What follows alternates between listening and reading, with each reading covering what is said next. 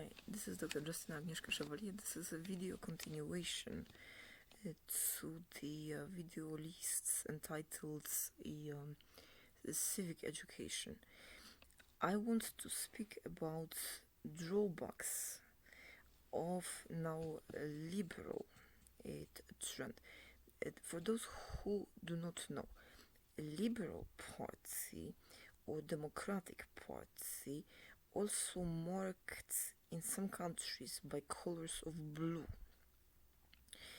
is a party of specific ideology, and that ideology is complementing in goals conservative party.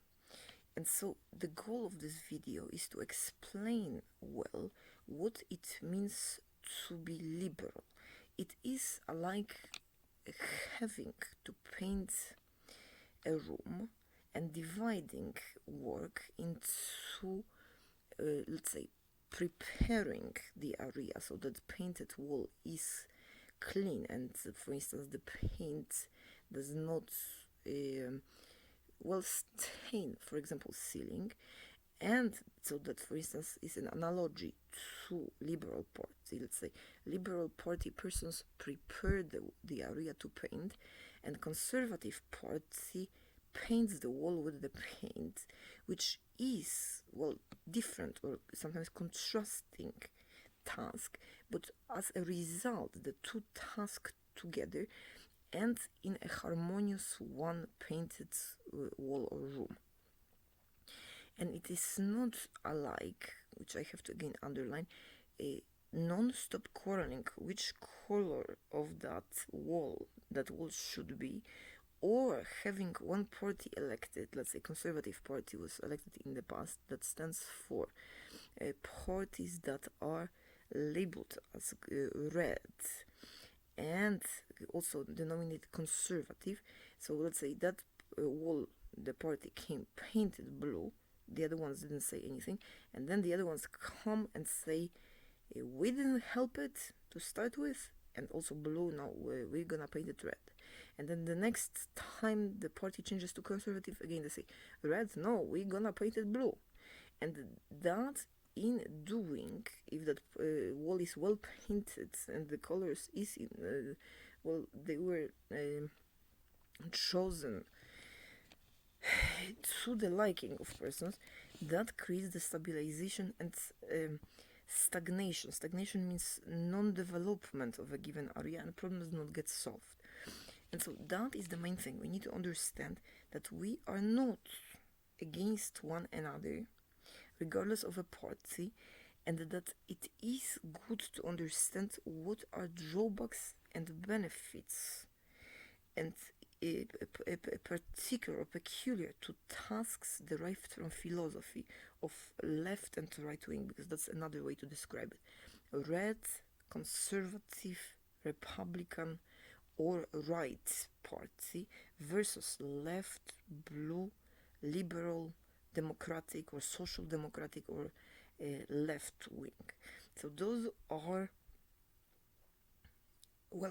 as if it was a scale, two different types of workers in politics expressed at every single level of country as a structure, and those are present internationally in most or all countries, especially countries that are deemed democratic. Democratic meaning that has then in a voting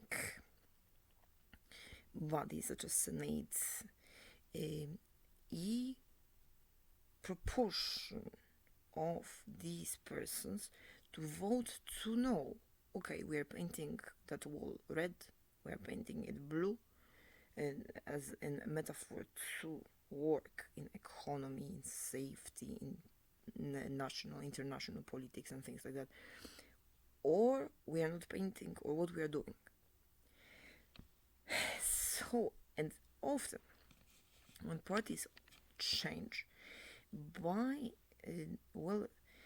policy, that changes also members of a government, not only the president, but also all of the advisors, senators, and also local governments, executive powers, so sometimes management of major federal and local governments, to persons from the party that won.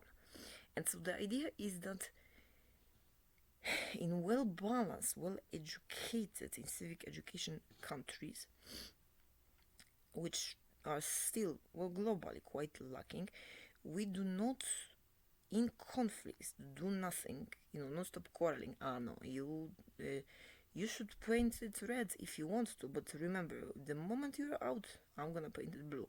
Or sit and say, oh, I think that you're gonna do a good job. I do. And then once the other one, leaves, says, the job that person did, horrible, let's quickly repaint it. And, or, saying, we cannot agree, we cannot vote. In Senate, it's called, an equilibrium or minimum win. Because we cannot agree on what color of that wall, on some say personal likings and personal preferences, we're gonna paint it. Or, like I said, we sometimes party, whichever comes, does something good, and what is good is then demolished, destructed, changed, or ignored completely. And so then starting over, the other person says, no, it was blue, now everything will be red. Or the other way around, like now in liberal country, every liberal trend, everything will be blue, whatever was done is wrong. No, the proper way to do it is the Conservative Party introduced the following changes, and those changes are good. So say, like the wall, the persons came, prepared the area, placed the tape, did all those, groundworks here and there. Now we come, we put the voted on with them color so that they agree, and we finished together in time, without waste of time and waste of labor, the work. That is the metaphor. That is the understanding of well-functioning country and government. So, what are the drawbacks of Liberal Party? Liberal Party's main drawback often is a cult of work and discarding persons who do not work as sick, bad, or disabled in non-stop, sometimes huge costs, rehabilitations, resocializations, schooling and trainings. That has to change because it is a waste of people and waste of money, and it has to be a balance in which welfare is for persons who work for free because of personal affinity, or for persons in a given area, and that comes together with, personal interest being in the area or out of pocket, and use that welfare to recover later on, or perform work that is life-threatening, or work that is very taxing physically, and to use that welfare then short time, and can go back then to doing the same before injuries of any sorts occur. And that in doing such, do so regardless of country of origin, so regardless of race, based on how the persons actually perform, so using flexible judgments in those local governments. Now, second important thing to not to do, and do better than the Conservative Party, is to not to stigmatize use of any sort of welfare and social services for families. When in a given area, certain, without lies of course and disguising, certain standard of living is uniform, and for all, be it single or in families, be it liberal or conservative persons, have right to decide upon personal life, meaning persons who wish to continue work that is less relevant to survival and lack of disparities in a given area should be given such chance, and that includes painting, art, creating music, creating poetry, and creating non-relevant to education books that are only for enjoyment, as well as decorations and things like that.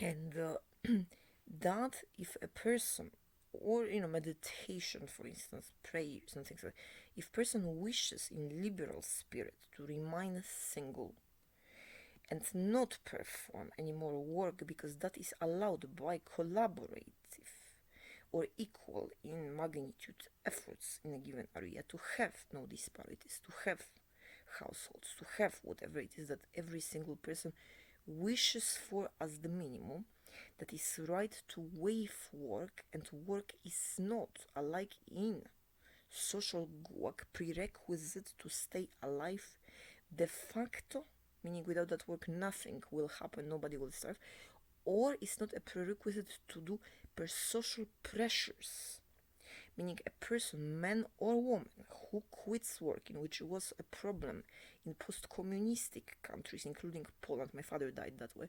Person who retires, who stops working, who meditates or sits down, is not deemed sick or useless and targeted to be placed in some sort of enabling therapies or forceful capacitations to continue to deserve to stay alive work. That is proper use of welfare, or allowing such person to live off greed, like pioneers and naturally more conservative persons travel, like the German tourists, for instance, or some persons, for instance, in Oregon, the hippies, or do things like meditation in safety of own houses and not being observed for signs and symptoms of not working as a potential disease or need to call police or other, mental health and law enforcement, sometimes fueled personnel, to force man or woman to work. Because work has to be on demand of the area, needed. And if that work is not needed, work is not prerequisite to stay alive. For humans, at least.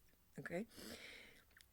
And second thing, so that's one of the drawbacks observable also in Japan of liberal party. Work is not prerequisite also for teenage population, meaning it is not stupid, which we need to underline, to pursue instead of work, now in which is liberal, non-disparities for a man and for a woman, to pursue of greed or another accommodation, a relationship and marriage, and not call love sickness, and pursue just family life like Hannah Montana or other person, and children.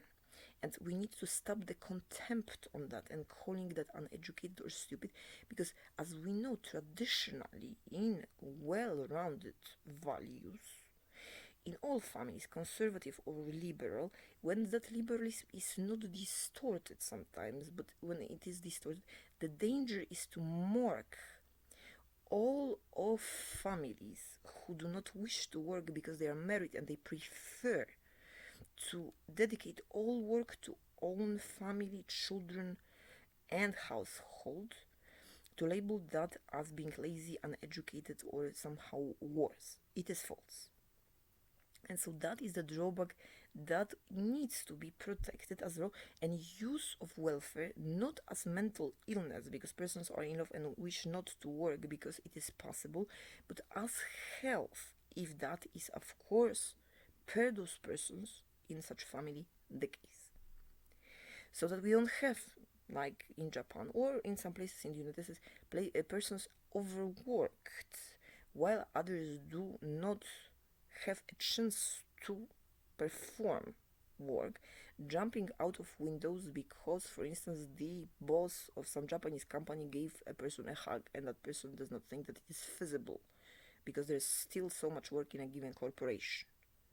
I mean, that is a documentary on Netflix, which we can learn from also. That is one of the drawbacks. Second drawback is a pursuit of